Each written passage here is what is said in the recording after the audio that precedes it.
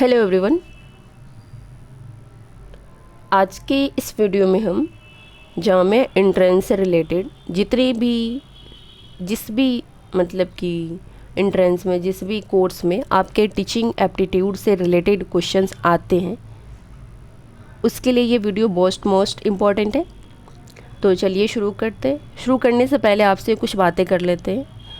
तो इस चैनल पे एक सीरीज़ कराई जाएगी जो आपके जामिया टीचिंग एप्टीट्यूड से रिलेटेड होंगे और टीचिंग एप्टीट्यूड जिस भी पेपर में आते होंगे उसमें आपको हेल्प करेगी। और रहा बीएड की बात, तो बीएड का पेपर है मे बी जून में, तो अभी आपके पास टाइम है पूरे 1 महीने। अगर आप इस सीरीज़ को फॉलो कर लेते हैं तो आपके टीचिंग एप्टीट्यूड के 25 क्वेश्चन से इस सीरीज़ से बाहर कुछ नहीं आएगा। एक भी क्वेश्चन अगर इससे बाहर आ गए तो कहना, ठीक है। तो चलिए शुरू करते हैं। तो पहले हम देखते हैं लैंग्वेज के बारे में। जैसा कि अगर आपने प्रीवियस क्वेश्चंस देखा होगा तो लैंग्वेज से रिलेटेड बहुत सारे क्वेश्चंस आते हैं। तो लैंग्वेज क्या है? जो लैंग्वेज है हमारे विचारों को व्यक्त करने का तथा दूसरे के विचारों को, दूसरे के अपने थॉट को एक्सप्रेस करने का और दूसरे के थॉट को ना समझने का एक साधन है। साधन मतलब एक मीडियम है। ऐसे आपको लग रहा होगा ये हिंदी में पीडीएफ है तो आपको समझ नहीं आएगी, ऐसा कुछ नहीं है। आपको प्रॉपर समझ आएगी और बाइलिंगुअल कराया जाएगा आपको, ठीक है। तो आपको टेंशन लेने की बिल्कुल भी ज़रूरत नहीं है। तो जो लैंग्वेज क्या है, हमारे थॉट को एक्सप्रेस करने का तथा दूसरे के थॉट को समझने का एक साधन है। बिल्कुल सही बात है। सेकंड कहता है केवल संप्रेषण मतलब कम्युनिकेशन का माध्यम ही नहीं है, इसके कुछ और भी काम है। जैसे जो लैंग्वेज है हमारे थॉट के आदान प्रदान के साधन के रूप में काम आता है। जैसे अभी हम आपसे बात कर रहे हैं, क्लास ले रहे हैं, ठीक है। तो ये क्या है, हम तो एक लैंग्वेज का इस्तेमाल कर रहे हैं ना। बिना लैंग्वेज के थ्रू तो हम कुछ नहीं कर सकते। हमें मैथ पढ़ना है, हमें लैंग्वेज की ज़रूरत है। हमें सोशल साइंस पढ़ना है, हमें लैंग्वेज की ज़रूरत है। हमें साइंस पढ़ना है, हमें लैंग्वेज की ज़रूरत है। तो बिना लैंग्वेज के तो हम कुछ नहीं कर सकते हैं, है ना। तो लैंग्वेज बहुत ज़्यादा इम्पोर्टेंट रोल प्ले करता है आपके लाइफ में। सेकंड कहता है जो लैंग्वेज है सामाजिक जीवन को सार्थक करने के रूप में। बिल्कुल सही बात है। अगर आपको लैंग्वेज आता है, मान लो 1 सेकंड के लिए आपको कोई लैंग्वेज नहीं आ रही हो, तो आप अपनी ना बात किसी को कह पाएंगे और ना किसी की बात को समझ पाएंगे, है ना। भाषा क्या है, लैंग्वेज क्या है? ज्ञान प्राप्त के साधन के रूप में। जैसे कि अभी पहले मैंने आपको एग्जांपल दिया कि लैंग्वेज क्या है। लैंग्वेज मतलब कि आप कुछ सीखने भी जाते हैं ना, तो कोई लैंग्वेज के थ्रू ही, मतलब मीडियम आपका लैंग्वेज ही बनता है, तभी आप किसी चीज़ को सीखते हैं। क्या साइंस को साइंस के लैंग्वेज में सीखेंगे? नहीं, उसके लिए भी तो हमें किसी लैंग्वेज की ज़रूरत पड़ेगी ना। टीचिंग एप्टीट्यूड भी पढ़ने के लिए हमें एक लैंग्वेज की ज़रूरत पड़ती है ना। तो कुछ भी काम करने के लिए, कुछ भी रीड करने के लिए, कुछ भी पढ़ने के लिए हमें किसी न किसी लैंग्वेज के थ्रू ही करना पड़ता है। इतनी बात आपको समझ आ गई होगी। फोर्थ कहता है भाषा साहित्य, कला, संस्कृति, सभ्यता को विकसित करने में सहायक के रूप में है। बिल्कुल सही बात है। लिपि जो होती है भाषा का लिखित रूप होता है। भाषा और लिपि के बीच कोई निश्चित संबंध नहीं होता है। कोई भी भाषा किसी भी लिपि में लिखी जा सकती है। जैसे कि हम बातें करते हैं आपस में नॉर्मल डे में, जैसे हम कम्युनिकेट करते हैं चैट के थ्रू, तो हम क्या करते हैं, हम जो लिखते हैं मैसेज, पर वो तो लिखाता इंग्लिश में है ना। जैसे कि एक एग्जांपल देते हैं, एग्जांपल नहीं, जैसे हाँ, कहाँ हो तुम, है ना। जैसे लिख दिया कहाँ हो तुम, ऐसे हमने मैसेज करते हैं ना दोस्तों को। तो ये क्या हुआ, हम तो अल्फ़ाबेट इंग्लिश का इस्तेमाल कर रहे हैं ना, लेकिन हम इसको पढ़ कैसे रहे हैं, हिंदी में पढ़ रहे हैं, कहाँ हो तुम।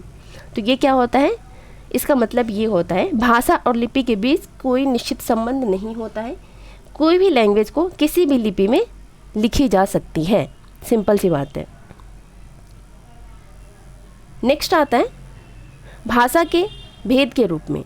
ये क्या होता है, पहला एक होता है लिखित भाषा, सेकंड होता है मतलब ऐसे, एक तो सेकंड ऐसे फर्स्ट सेकंड में आप नहीं करेंगे। जैसे कि एक होता है आपका लिखित भाषा, रिटन होता है, एक मौखिक होता है और एक सांकेतिक होता है।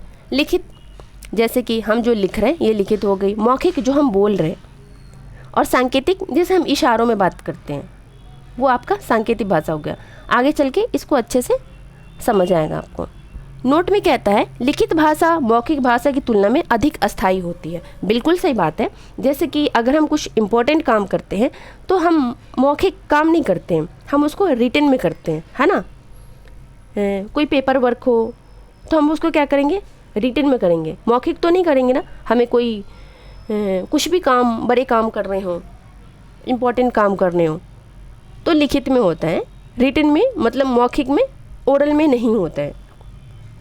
और सांकेतिक भाषा तो आपको पता ही, मौखिक भाषा की तुलना में अधिक अस्थायी होती है। बिल्कुल, अगर हम किसी को बोल देते हैं, मान लो हमने किसी को 5 लाख रुपीज़ दिया, अब हम क्या करेंगे, वो कह देगा हाँ अगर भरोसे का बंदा है तो ठीक है, नहीं भरोसे का तो हम क्या करते हैं ना, एक पेपर वर्क करवाते हैं। उसके थ्रू क्या होता है कि हम ऐसे तो नहीं बोल देंगे कि मौखिक ओरल तो नहीं बोल देंगे हाँ इतने टाइम पे दे दोगे। अगर हम किसी को नहीं जानते हैं, अगर हम उसको पैसे दे रहे हैं तो क्या करेंगे, रिटन में लेंगे कि हाँ ना इतने टाइम में आपको वापस करना है। हम बैंक में भी जाते हैं, कोई काम करना होता है तो हमें रिटन में करना होता है। जैसे मान लो हम बैंक में गए, हमें पैसे निकालने हैं पासबुक के थ्रू, तो हम क्या करेंगे, उसको रिटन में लिख के देंगे, बोल कर देंगे, तो वो पेपर हमें नहीं निकाल कर देगा। तो लिखित भाषा ज़्यादा अस्थायी होती है, मौखिक मतलब कि जो रिटन होता है वो ज़्यादा अस्थायी होता है, और जो ओरल होता है वो कम अस्थायी होता है। नेक्स्ट पे आते हैं। अब आता है आपका भाषा अर्जन। इसको हम इंग्लिश में भाषा लैंग्वेज एक्विजिशन कहते हैं। लैंग्वेज एक्विजिशन क्या है, ये कहता है मनुष्य की जन्मजात क्षमता है, लैंग्वेज सीख सकता है। वो बच्चा जब पैदा होता है तो उसके अंदर एक जन्मजात क्षमता होती है कि वो बच्चा लैंग्वेज सीख सकता है। अब डिपेंड करता है उसकी इन्वायरमेंट में कौन सी लैंग्वेज उसको मिल रही है, जो जो चीज़ें उसको मिलती जाएगी वो सीखता जाएगा। अब आता है भाषा को अर्जित करने की, जिसका प्रयोग करके मनुष्य मतलब इंसान वार्तालाप करता है, बातचीत करता है। भाषा का सहज रूप से प्रयोग करना सीख जाता है बिना किसी विशेष प्रकार के, इसी को भाषा अर्जन कहते हैं। जैसे कि सिंपल सी बात हुआ, हम पैदा होते हैं, थोड़े से बड़े होते हैं, जैसे हम बच्चा छोटा ही होता है ना, आपके घर में अगर कोई बेबी होगा तो आप इस बात को ज़्यादा रिलेट कर पाएंगे कि क्या होता है ना कि घर में कोई बच्चा है, वो बोल नहीं रहा है, फिर भी हम उससे बातें करते हैं, है ना। वो हंसता है, खेलता है, उसको बोलने नहीं आता है, लेकिन वो क्या कर रहा है, हम जो बोल रहे हैं उसको सुन रहे हैं वो, और वो सीख रहा है। भले बोलता नहीं है, कुछ भी बोलता है, हम बोलते हैं कुछ और, वो बोलता है कुछ और, पर वो क्या करता है, सुनता है। वो क्या हुआ, भाषा एक्विजिशन हुआ। जो भाषा एक्विजिशन का जो टाइम पीरियड होता है, ये भी कभी कभी पेपर में आ जाता है कि जैसे कि बर्थ से लेकर के 0 to 6 ईयर्स होता है। मतलब इस टाइम बच्चे का जो लैंग्वेज डेवलपमेंट होता है बहुत ही फास्ट होता है ना। वैसे बड़े भी इसके बाद भी लैंग्वेज डेवलप होता है उनका, सीखते हैं, पर इस टाइम पे बहुत फास्ट वो ग्रो होता है, उसका जो क्या होता है लैंग्वेज डेवलपमेंट होता है। तो अब आते हैं हम एक्विजिशन पे। एक्विजिशन क्या है, एक्विजिशन वो मतलब लैंग्वेज एक्विजिशन वो है, भाषा अर्जन वो है जिसको हम बिना एफर्ट डाले हुए अपने इन्वायरमेंट से सीख लेते हैं, उसे हम कहते हैं लैंग्वेज एक्विजिशन। ठीक है, जो लैंग्वेज एक्विजिशन है वो एक स्वाभाविक प्रक्रिया है।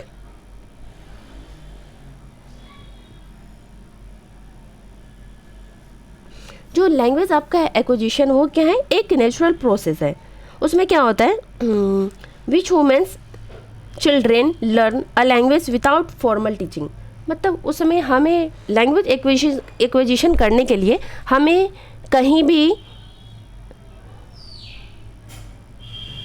लैंग्वेज एक्विजिशन के लिए हमें किसी स्कूल में कहीं भी हमें जाके सीखने की ज़रूरत नहीं पड़ती है। हम घर बैठे अपने एनवायरनमेंट से, अपने माता पिता से, अपने फैमिली से हम लैंग्वेज सीख लेते हैं। तो ये आपका क्या हुआ, लैंग्वेज एक्विजिशन। जैसे ये क्या क्या वातावरण का प्रभाव इस पर बहुत ज़्यादा पड़ता है, इन्वायरमेंट का। इन्वायरमेंट में जितनी भी लैंग्वेज बोली जाती है, बच्चा हर एक लैंग्वेज वो सीख लेगा।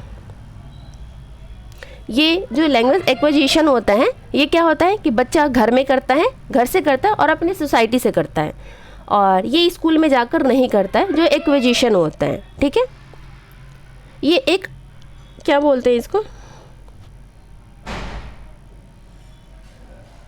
जैसे कि लैंग्वेज एक्विजिशन में ना आपको ग्रामर व्याकरण सीखने की ज़रूरत नहीं पड़ती है, इसमें कुछ भी आपको सीखने की ज़रूरत नहीं है, बस इन्वायरमेंट में जो भी बोला जा रहा है वो आप एक्वायर करेंगे और ऑटोमेटिक सीख लेंगे, सुन सुन के बोल बोल कर। ठीक है, आगे बढ़ते हैं। अब आता है आपका भाषा अर्जन किस वजह से होती है। ये कहता है हमारे अंदर आंतरिक क्षमता होती है कि हम भाषा को स्वाभाविक रूप से अर्जित कर लेते हैं। इस बात को तो मैंने आपको पहले ही बताया। अपने पर्यावरण से, जैसे जब से बच्चा पैदा होता है तब से परिवार वाले उसे बात करते हैं जैसे बच्चे को भाषा आती है, किंतु बच्चा ऐसे ही भाषा अर्जित करता है पर्यावरण से सुनकर, देखकर, बोलकर। अब आपको समझ ज़्यादा अच्छे से आई होगी। मातृभाषा क्या है? मातृभाषा मतलब मदर टंग क्या है।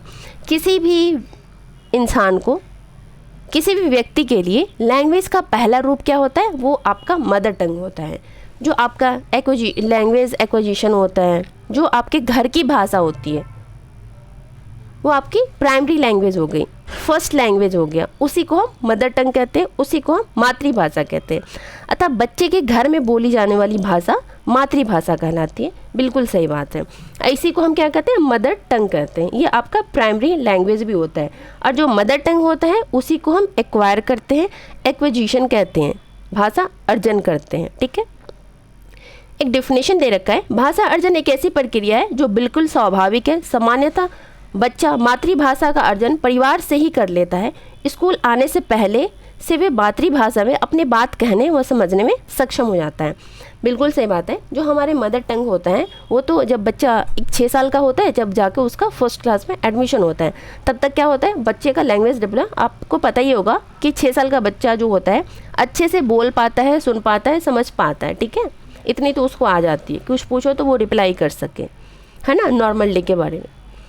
उसके बाद क्या होता है? जब बच्चा जैसे कि स्कूल जाता है तो क्या होता है? NCF और NEP भी कहता है कि जैसे कि बच्चे को 1 to 5 तक उसके मदर टंग में पढ़ाया जाए।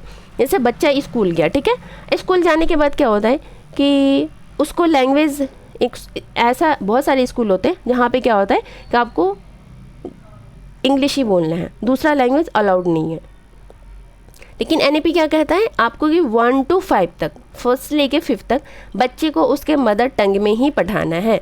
उससे क्या होगा कि बच्चा बेझिझक, बिना शर्माए डरे अपनी बात को, अपने थॉट को एक्सप्रेस कर सकता है ना।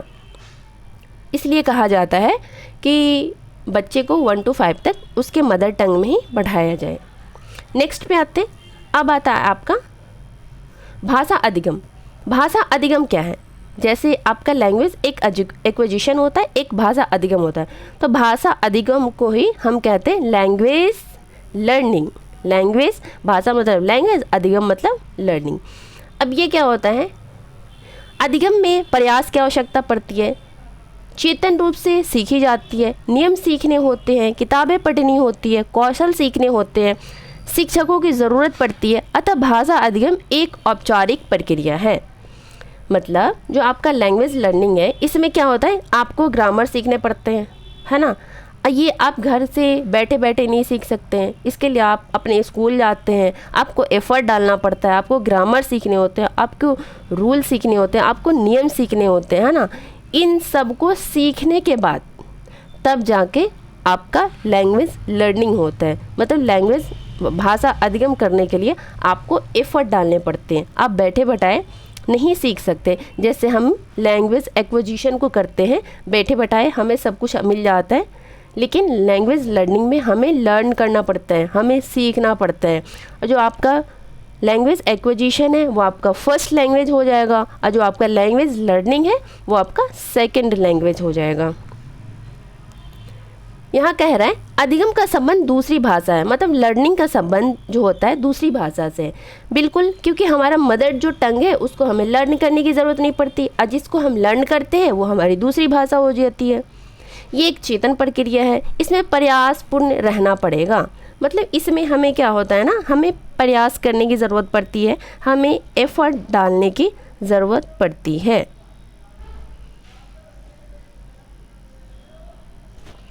और क्या कहता है? औपचारिक माहौल चाहिए होता है इसके अंदर, है ना, जैसे स्कूल का माहौल होता है। लेकिन लैंग्वेज एक्विजिशन में कोई माहौल की ज़रूरत नहीं है, जैसे आप बच्चे देखेंगे अपने इन्वायरमेंट से सीखते जाएंगे। एक साइकोलॉजिस्ट हुआ करते स्किनर के अनुसार जो लैंग्वेज भाषा अनुकरण प्लस पुनर्बलन से सीखी जाती है। वाइगोस्की के अनुसार भाषा सामाजिक क्रिया द्वारा सीखी जाती है। मतलब वाइगोस्की के अनुसार भाषा सामाजिक क्रिया द्वारा सीखी जाती है। ये भी एक साइकोलॉजिस्ट हुआ करते हैं।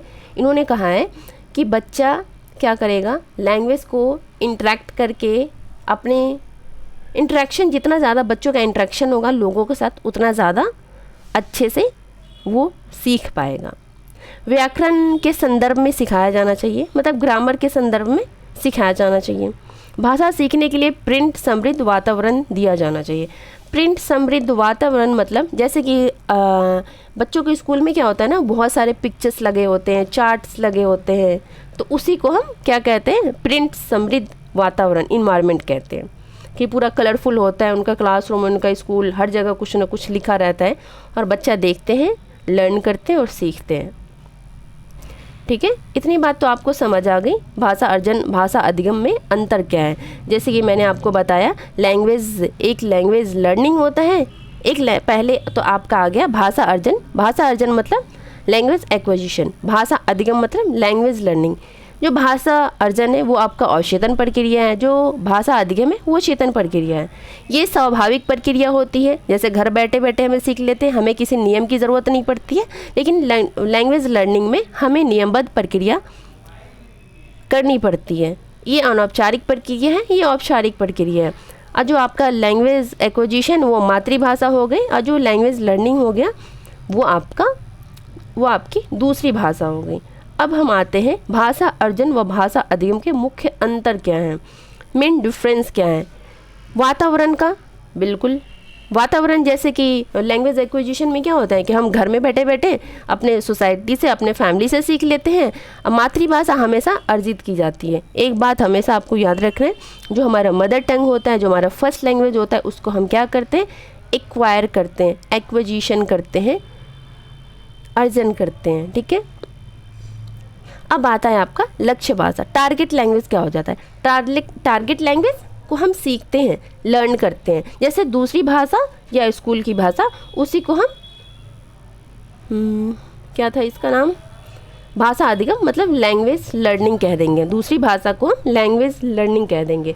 अब आता है आपका मातृभाषा, मदर टंग। ये आपका भाषा का पहला रूप है, हमेशा अर्जित की जाती है, मतलब हमेशा एक्वायर की जाती है, हमेशा अर्जन की जाती है इसको, जो आपका मदर टंग होता है। अब यहाँ पे आपके कुछ क्वेश्चंस हैं। फर्स्ट कहता है, क्वेश्चन नंबर कहता है, बच्चे अपनी मातृभाषा मतलब बच्चे अपने मदर टंग का प्रयोग करते हुए हिंदी भाषा की कक्षा मतलब हिंदी लैंग्वेज हिंदी के क्लासरूम में अपनी बात कहते हैं। यह बात डैश है, यह बात क्या है, ये स्वाभाविक प्रक्रिया है, निंदनीय तो नहीं हो सकता ना। जैसे उसका मदर टंग ही मान लो कि हिंदी है, तो क्या हिंदी भाषा की कक्षा में अपनी बात कहते हैं। नहीं, यहाँ क्वेश्चन आप फिर से पढ़ो, क्या कह रहे हैं, बच्चे अपनी मातृभाषा का प्रयोग करते हैं, मतलब अपने मदर टंग का प्रयोग करते हैं, और जो उनकी क्लासरूम है वो हिंदी भाषा की है ना। हिंदी भाषा की कक्षा में अपनी बात कहते हैं। यह बात डैश है, ये बात कि निंदनीय तो नहीं हो सकता ना। जैसे कि ये कहा एनईपी कहता है कि बच्चों को मदर टंग में ही 1 to 5 तक पढ़ाया जाए। ठीक है, तो ये निंदनीय तो नहीं होगा, ये अनुचित भी नहीं होगा, इस पर विचार करने की ज़रूरत नहीं है। तो ये क्या हो जाएगा, आपका स्वाभाविक हो जाएगा। यह बात क्या है, जहाँ बच्चा अपने मदर टंग को इस्तेमाल कर रहा है तो वो स्वाभाविक हो जाएगा। ठीक है, तो इसका सही आंसर हो जाएगा option first is a right answer. Next पे चलते हैं। क्वेश्चन नंबर, एनसीएफ क्या कहता है, एनसीएफ कहता है, एनसीएफ भी लैंग्वेज के बारे में क्या कहता है, यहाँ ये बात कही गई है आपको। एनसीएफ भी कहता है कि बच्चे को प्राथमिक स्तर पर, प्राथमिक स्तर मतलब प्राइमरी लेवल क्या होता है 1 to 5। आपके इससे भी क्वेश्चन आए हुए हैं प्रीवियस ईयर में बीएड में कि प्राइमरी लेवल क्या है, तो वो 1 to 5 होता है। सेकेंडरी क्या होता है 6 to 8 होता है। तो एनसीएफ भी कहता है कि बच्चे को प्राथमिक स्तर पर बच्चे की मातृभाषा मतलब मदर टंग का प्रयोग करने दो, ताकि बच्चा स्वाभाविक तथा सरल प्रक्रिया से सीखेगा। ठीक है, बिल्कुल बात सही है। बच्चे को स्वयं को अभिव्यक्त करने देंगे अपनी मातृभाषा में, तब बच्चे को खुद को एक्सप्रेस करने देंगे उनके मदर टंग में। अगर मान लो बच्चे को इंग्लिश आती नहीं है, मान लो बच्चे को हिंदी नहीं आती है, वो किसी हिंदी स्टेट से बिलोंग नहीं करता है जहाँ पे हिंदी नहीं बोली जाती हो, और उसको कह दिया जाएगा कि आप अपने हिंदी में अपनी बात को कहो, तो वो नहीं कह पाएगा। आज के डेट में अगर हमें जो लैंग्वेज मान लो नहीं आती है, हमें रशियन नहीं आती है, अगर हमें ये कह दिया जाए कि रशियन लैंग्वेज में खुद को एक्सप्रेस करो, तो क्या हम कर पाएंगे? नहीं कर पाएंगे। अगर वही जो लैंग्वेज हमें हिंदी, इंग्लिश, उर्दू जो भी हमें आती है, अगर उस लैंग्वेज में कह दिया जाए, संस्कृत में कह दिया जाए, जिसको संस्कृत आती है, मान लो संस्कृत के एग्जाम्पल ले लो, किसी बच्चे को संस्कृत आएगी, किसी को नहीं आती होगी, तो जिसको संस्कृत नहीं आती होगी उसको कह देगा अपना इंट्रोडक्शन दो, किस में? तो संस्कृत भाषा में, तो क्या वो दे पाएगा? नहीं दे पाएगा। वही आपको कह रहे हैं कि बच्चों को अपने मदर टंग में एक्सप्रेस करने देना चाहिए, अपने मातृभाषा में, जो छोटे छोटे बच्चे होते हैं। मातृभाषा प्रयोग करने की वजह बच्चे की भाषा में क्षेत्रीय भाषा का प्रभाव हो सकता है। जैसे कि बहुत ऐसे बच्चे होते हैं, जैसे कि सड़क होता है, मतलब मेन सही बात तो जैसे कि एग्जाम्पल सड़क होता है, लेकिन हम बोलते क्या है? सड़क बोल देते हैं। तो यही कह रहा है, जैसे सड़क को सड़क बोलना यह एक स्वाभाविक बात है। तो ये क्या होता है? ये क्षेत्रीय भाषा का प्रभाव पड़ता है कि हम जो बचपन से सुनते आ रहे हैं वो हम बोलते जा रहे हैं। वुमन नहीं होता है, वीमेन होता है, तो वो क्या हुआ? हमारा क्षेत्रीय प्रभाव हो गया। हम मातृभाषा, मदर टंग और बहुभाषिता, मल्टीलिंगुअलिज्म को स्वीकार करते हैं। मतलब मदर टंग को भी स्वीकार करना चाहिए। मल्टीलिंगुअलिज्म मतलब बहुभाषितावाद वो होता है हमें एक से ज़्यादा लैंग्वेज हो, तो हमें उसको भी एक्सेप्ट करना चाहिए। ठीक है, तो आज के लिए इतना ही रहने देते हैं। बाकी के भाषा के विविध रूप यहाँ से कल की क्लास में देखा जाएगा। तो आज के लिए इतना ही। वीडियो को लाइक करें, शेयर करें। अगर आप चैनल पर नए हैं तो चैनल को सब्सक्राइब जरूर करें, ताकि आने वाले सारे नोटिफिकेशन आपको मिलते रहें। और इस वीडियो को शेयर ज़रूर कर दें, ताकि सभी के टीचिंग एप्टीट्यूड में 25 में 25 आएंगे। ठीक है, थैंक यू।